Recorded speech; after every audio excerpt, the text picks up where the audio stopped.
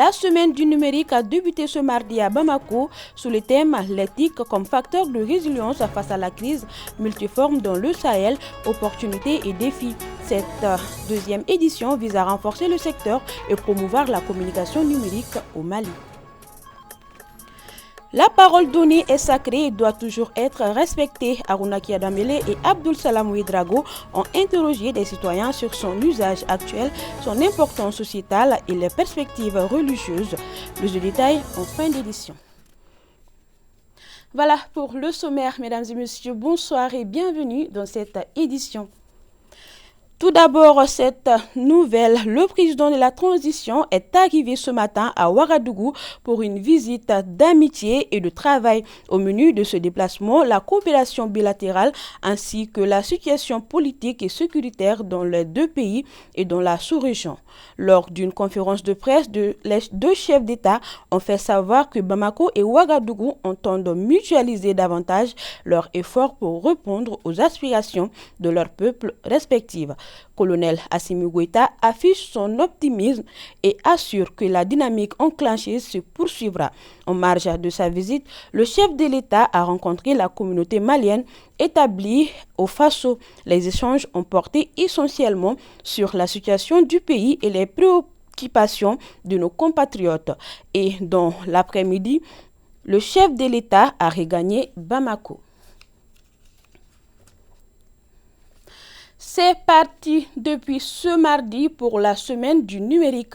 Les organisateurs mettent les bouchées doubles pour cette deuxième édition qui vise non seulement à exalter le secteur et surtout à promouvoir la communication numérique au Mali. Cette journée d'ouverture était présidée par le Premier ministre Dr Choguel Kokala-Maïga.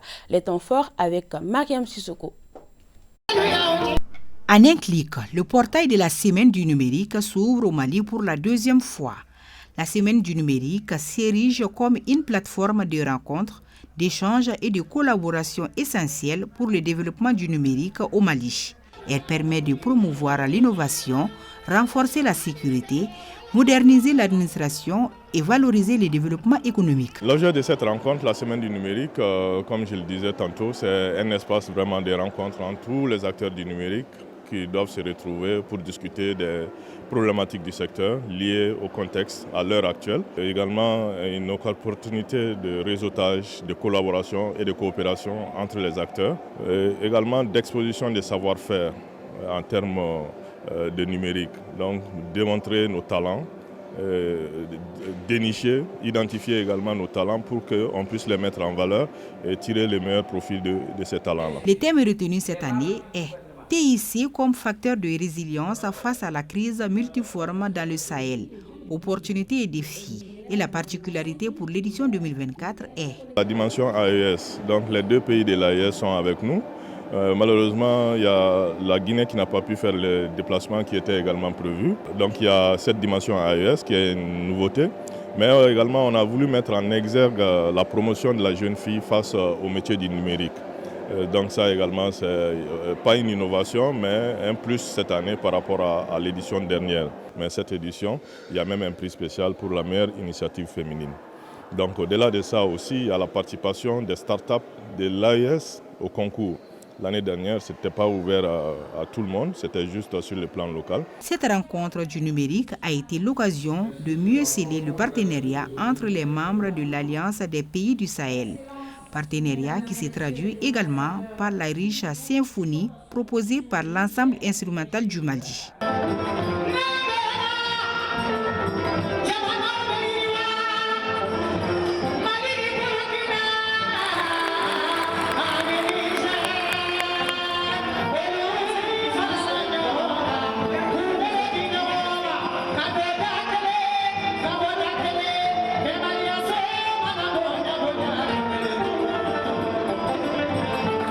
Une véritable réussite selon les participants et les attentes sont nombreuses au sortir de cette semaine du numérique.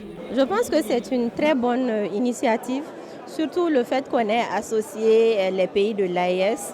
dont le Niger et le Burkina Faso.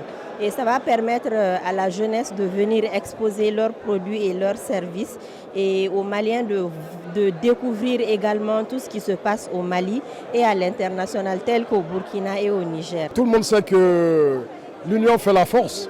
Quand 3 pays se donnent la main et 3 pays qui ont un destin commun, donc se donnent la main, moi en tout cas personnellement je pense que ça aboutit forcément sur quelque chose de très propre et de très bénéfique pour nos peuples. Les attentes, c'est quand même avoir d'abord une administration numérisée, comme l'a dit le chef de l'État, faire de telle sorte qu'on puisse aujourd'hui avoir tout ce qui peut être numérisé pour faire face aux exigences du moment, parce que c'est aussi ça. Les professionnels des médias pourront mettre cette semaine à profit pour partager leur expérience en matière d'innovation numérique et surtout créer une synergie d'action pour faire des pays de l'AES la plaque tournante de la révolution numérique.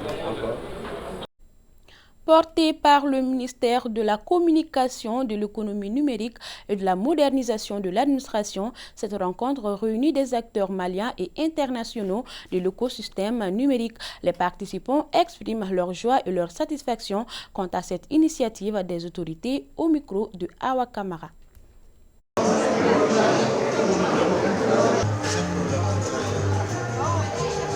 En tant qu'étudiant, je pense que cela nous apporte beaucoup de choses parce que déjà on voit diverses activités comme diverses fonctionnalités que, on va dire, des scientifiques ont eu à innover ou à concevoir.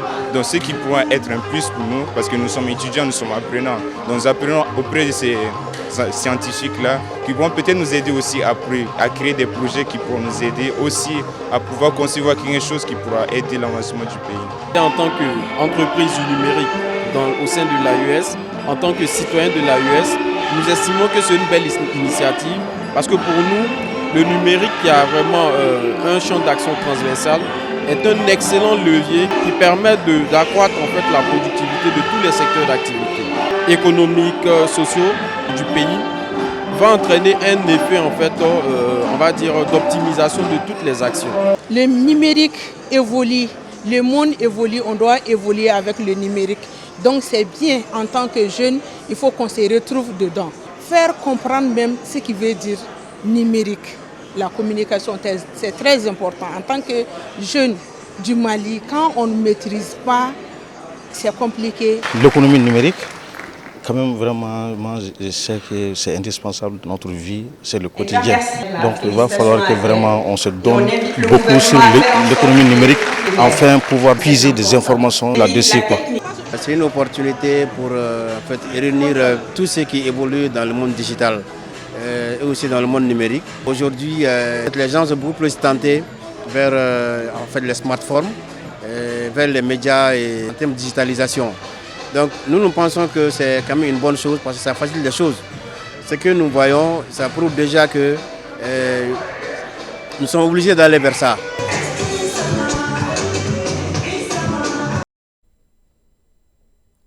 Pour l'occasion, un grand nombre d'acteurs maliens et internationaux de l'écosystème numérique sont présents, apportant des solutions révolutionnaires pour hisser le Mali au sommet de la technologie numérique. Nous retrouvons Awa Kamara qui nous invite à visiter quelques stands.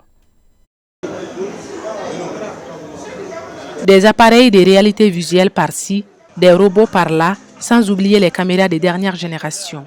La semaine du numérique est bien fournie en appareils et solutions révolutionnaires pour rendre encore plus facile le quotidien des Maliens. Ici, dans les stands de la Société malienne de transmission et de diffusion SMTD, par exemple, des jeunes sont en train de manier à la perfection des appareils de réalité visuelle. Nous vous proposons plusieurs services, notamment la fibre optique. Nous avons aussi le data center. Nous proposons aussi nos points hauts qui sont disponibles partout à travers le Mali. Donc nous avons aussi un call center qui n'est pas encore opérationnel mais qui le sera très bientôt. L'objectif c'est de faire du Mali un des hubs numériques de l'Afrique de l'Ouest d'abord, puis à plus grande échelle de l'Afrique. Juste à côté, nous retrouvons l'ORTM, la chaîne nationale du Mali. Nos produits, c'est depuis le tournage jusqu'à la diffusion. Tout est numérique.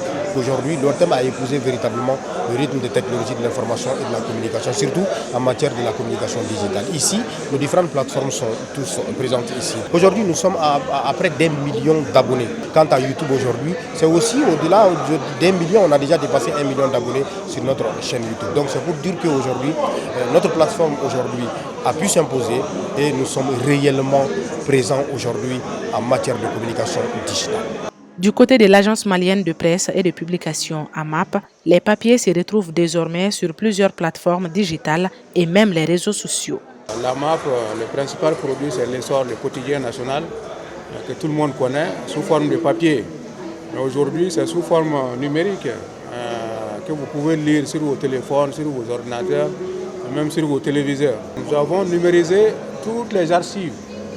L'essor, c'est depuis 1947. Toute la vie politique et sociale du Mali, vous pouvez voir ça défiler sur nos écrans. Voici aussi des jeunes étudiants en robotique. Aujourd'hui, ils nous présentent un robot de compétition qui leur a permis de remporter plusieurs prix à un concours international. Ce robot-là, on l'a construit dans le cadre de la compétition First Global Challenge. Donc c'est une compétition qui porte sur des idées innovatrices dans le domaine de l'énergie renouvelable ou bien des solutions pour le réchauffement climatique. Nous, on a gagné des prix pour, par exemple, la structuration du document. Également, on a gagné des prix pour les challenges sur les réseaux sociaux. Ces appareils ne sont que quelques-uns parmi tant d'autres exposés actuellement au CICB à l'occasion de cette deuxième édition de la Semaine du numérique. Les portes restent ouvertes au public malien jusqu'au 27 juin 2024. Parlons à présent du respect de la parole donnée. La parole, moyen essentiel de communication interpersonnelle, est parfois utilisée pour manipuler autrui. Pourtant, la parole donnée, considérée comme une parole d'honneur, est sacrée et doit être respectée en toutes circonstances. C'est ce que nous dit Arunakia Dombele et Abdussalam Ouedrago dans ce reportage.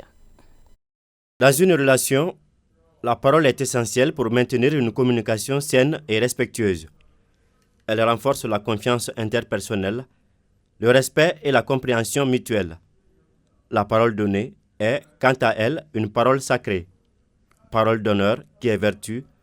Elle fait autorité à l'exemple de la parole du Père, de l'Ancien, du Sage. Elle est dotée d'une valeur morale et sociétale, d'où l'usage qu'en font les opinions. La parole donnée est très importante parce qu'il faut honorer ses promesses, il faut respecter sa parole donnée parce que c'est un gage de stabilité, c'est un gage de confiance aussi. Celui qui ne respecte pas sa parole donnée ne peut pas gagner la confiance de ses semblables. Et aussi, quand on ne respecte pas sa parole donnée, on peut mettre la stabilité de la communauté en jeu. Donc, respecter sa parole revient aussi à assurer d'une certaine manière la paix sociale. Les avis sont partagés sur les causes et les conséquences du non-respect de la parole donnée. À mon avis, le respect de la parole donnée dépend de la volonté. Par exemple, si je promets de donner de l'argent à quelqu'un, il faudra que je gagne d'abord pour pouvoir le servir. Dans ce cas, il est plus facile de tenir sa promesse. Pour certaines, ce n'est pas un refus, mais les choses sont liées. C'est comme une sorte de chaîne. Si je dois servir afin de donner, l'attente sera longue. Le problème se pose depuis le point de départ. Manquer à sa promesse est lourd en conséquences et peut même causer la mort du fait de la déception. Si tu ne peux pas faire quelque chose, il faut le dire sincèrement. Ne pas respecter sa parole, c'est prendre le risque de se faire qualifier d'hypocrite. De par sa sacralité, la parole est divine, du moins ce que nous dit la religion. La parole dans la religion répond à la vérité de Dieu devant Dieu et la vérité de son être devant ses frères, devant ses sœurs. Si nous nous réclamons de Dieu, nous sommes des enfants de Dieu, nous devons à notre tour aussi correspondre à cela. voilà, ce que nous disons, que nous puissions réaliser ce que nous disons, voilà, que ce soit dans la vérité. Nous devons être aussi dans la vérité. Alors, si nous sommes vrais avec nous-mêmes, ce que nous disons aussi doit être vrai. Dans plusieurs sourates, il insiste sur le fait que l'homme doit respecter sa parole. Le respect de la parole donnée est signe de bonheur. Cela renferme des bienfaits. Dieu est vérité et la vérité apaise le cœur de l'homme. Le non-respect de la parole donnée est signe d'hypocrisie ou source d'instabilité sociale, comme pour répondre à la pensée populaire qui dit « la parole est d'or, mais le silence est son pesant d'or ».